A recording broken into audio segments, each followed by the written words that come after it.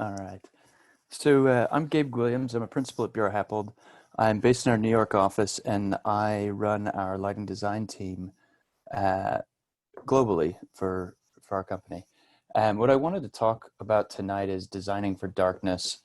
And the idea here is that over the last decade or so, this has become a preoccupation of mine.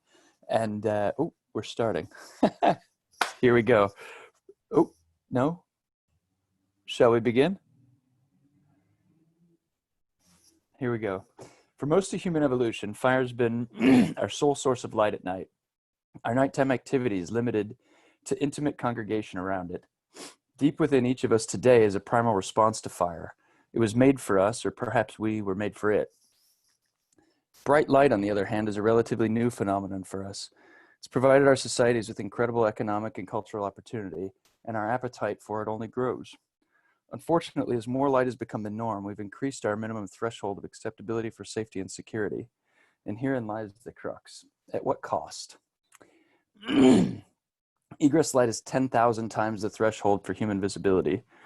I mentioned my preoccupation with this, and I find time and again in projects that were challenged by egress requirements, and we lose access to darkness. It's darkness that's critical for socialization spaces in our projects. Are we stuck on this slide?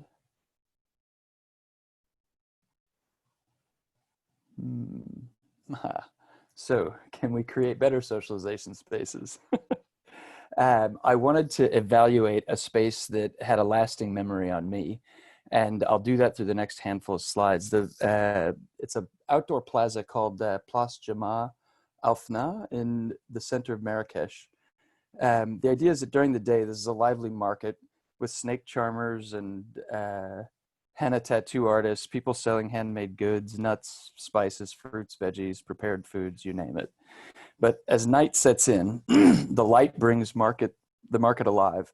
Strings of lights, like delicate jewelry, sparkle in close proximity to the people and their vibrant wares, all huddled under this litany of tarps. Off to the right, you can see smoke becoming visible as it billows out from the food prep stands. Around 10 p.m., we arrived in the plaza, hungry. We emerged from darkness, drawn towards the glow of the smoke overhead.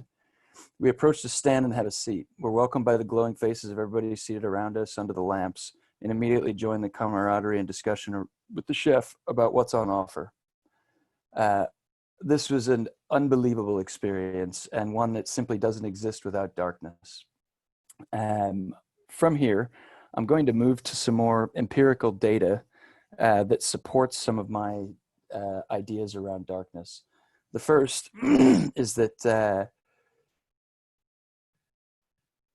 one of the first lessons you learn in lighting is about the way people sense variations in light.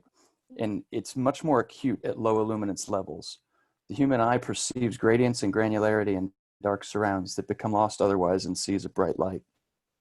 It's much more effective to create contrast and visual interest by removing light than it is by adding it.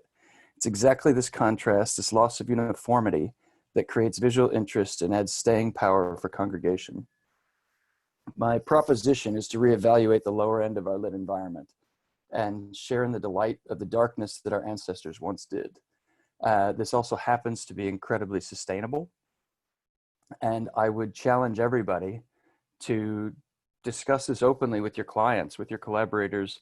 And as an industry, I think we need to push the authorities having jurisdiction on a realm of our visible spectrum that we have lost, that we don't have any longer.